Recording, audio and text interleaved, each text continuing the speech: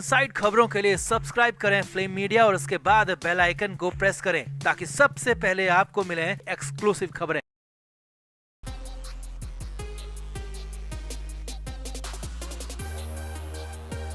Shiv Sena UBT के नेता उद्धव ठाकरे के डेप्यूटी संजय राउत का बड़बोलापन अब एक दर्जा आगे पहुंच गया, एक लेवल ऊपर आ गया है और इस बार तो बड़बोले संजय राउत पाकिस्तान की भाषा बोलने लगे हैं। पाकिस्तान क्रिकेट बोर्ड को और उनकी बातों को, उनकी दलीलों को सही ठहरा दिया तो यही नहीं, भारत के कप्तान सूर्य कुमार यादव को नरेंद्र मोदी पार्ट 2 तक कह दिया, जिसके बाद बवाल हो गया। यहाँ तक कहा जाने लगा है कि अब तो संजय राउत को छोड़ने का कोई मतलब ही नहीं है, देशद्रोह का केस लगा डालो। तो दिखाते हैं, आपको बताते हैं क्या क्या कहा संजय राउत ने, अब आगे क्या होगा। आप भी इस वीडियो को शेयर करें और कमेंट करके जरूर से जरूर बताएं कि संजय राउत पर अब क्या एक्शन होना चाहिए और क्या अब संजय राउत को छोड़ना चाहिए या नहीं छोड़ना चाहिए, ये भी कमेंट करके जरूर बताएं।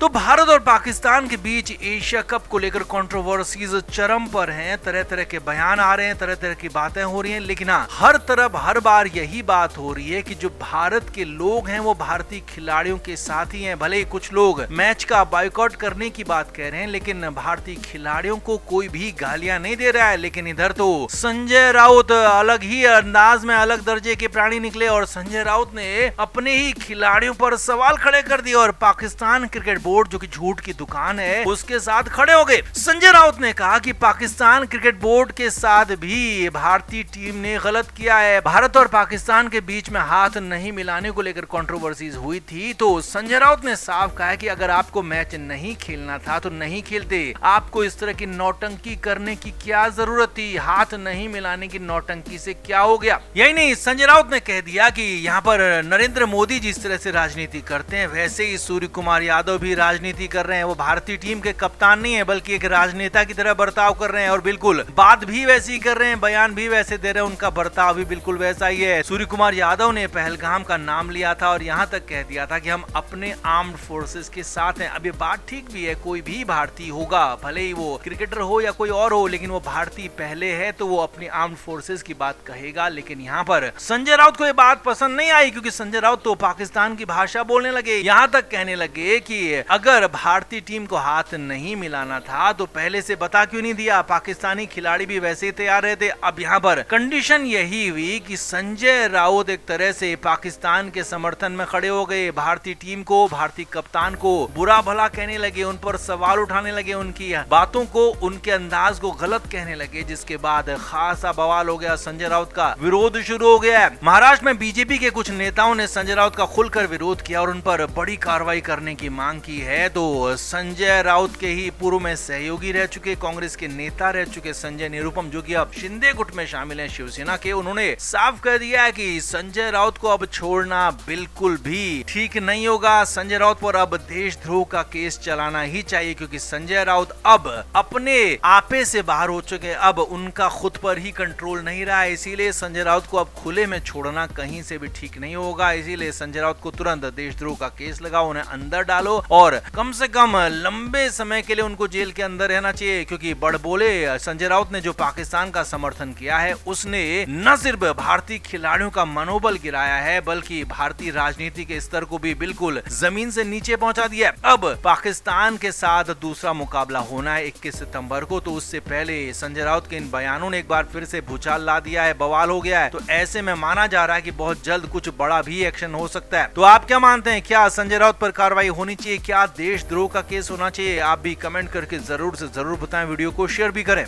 तो संजय राउत अपने बड़बोलेपन से कई बार अपने आका यानी कि उद्धव ठाकरे के लिए मुश्किलें खड़ी करते हैं, लेकिन इस बार खुद के लिए ही संजय राउत ने ऐसी मुश्किल खड़ी कर दी है कि उनका घर से निकलना मुश्किल हो सकता है। जी हाँ, बड़ी खबर आपको बता रहे हैं, भारतीय क्रिकेट टीम के T20 कप्तान सूर्य कुमार यादव अपनी टीम के साथ एशिया कप खेलने दुबई गए हैं और वहां पर पाकिस्तान के साथ जो मुकाबला हुआ उसके बाद से ही बवाल मचा हुआ और अब आगे और भी मुकाबले होने। जी हाँ, 21 सितंबर को एक बार बार फिर से पाकिस्तान के साथ दूसरा मुकाबला होगा। लेकिन यहाँ पर संजय राउत ने कुछ ऐसी टिप्पणी की जिससे बवाल मच गया। संजय राउत ने कह दिया कि सूर्य कुमार यादव को बाहर निकालो। जी हाँ, ये कह दिया कि सूर्य कुमार यादव तुम वहाँ पर क्या कर रहे हो, राजनीति कर रहे हो, और जिस तरह की नौटंकी, जिस तरह की हरकतें तुम कर रहे हो वो प्रधानमंत्री मोदी कर सकते हैं, वो उन पर ही जमता है, तुम पर नहीं। तुम क्रिकेट खेल रहे हो तो तुम क्यों राजनीति कर रहे हो। यहाँ तक कह दिया कि सूर्य कुमार यादव को तुरंत बाहर निकालो, बाहर उठाकर फेंक दो। जी हाँ, बहुत बुरी टिप्पणी कर दी। इसके बाद तो संजय राउत पर एक्शन होना तय था। मुंबई में खबर यह आ रही है कि संजय राउत के खिलाफ शिकायत दे दी गई है। जी हाँ, बीजेपी नेता ने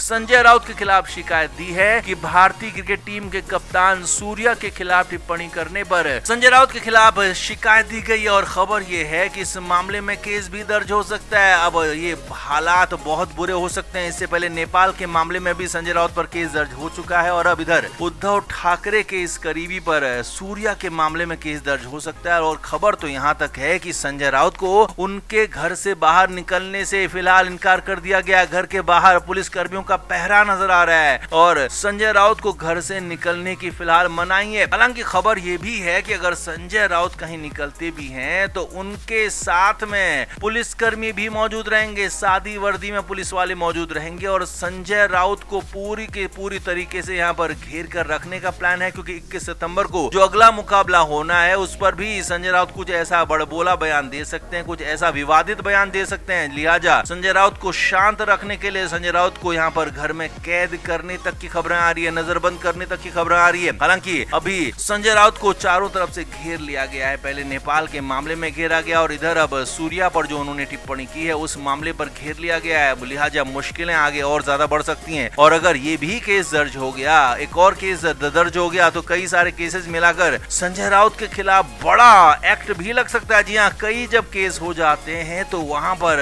और ज्यादा गंभीर केस लगते हैं और यहाँ तक कि मकोका जैसे भी केस लगाए जा सकते हैं। तो कुल मिलाकर संजय राउत के लिए मुश्किलें आगे बहुत ज्यादा बढ़ने वाली हैं, बहुत कंडीशन उनकी खराब होने वाली है। तो आपका इस पर क्या कहना है? क्या सूर्य कुमार यादव पर गंदी टिप्पणी कर फंस गए हैं संजय राउत? आप क्या मानते हैं? कमेंट करके जरूर से जरूर बताएं, वीडियो को शेयर भी करें।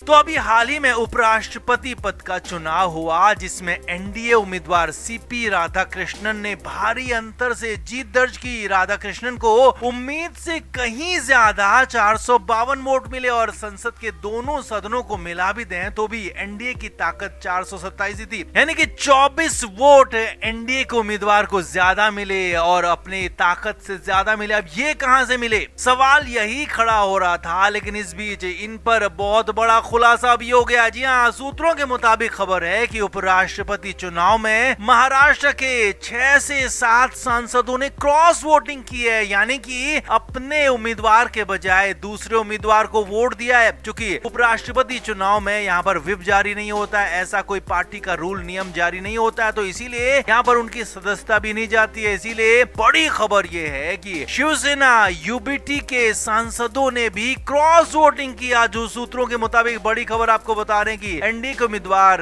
राधाकृष्णन को शिवसेना यूबीटी के सांसदों ने वोट दिया था। और बड़ी बात यह है कि ये क्रॉस वोटिंग की छूट खुद उद्धव ठाकरे ने दी थी। जी हाँ, बड़ी खबर आपको बता रहे हैं।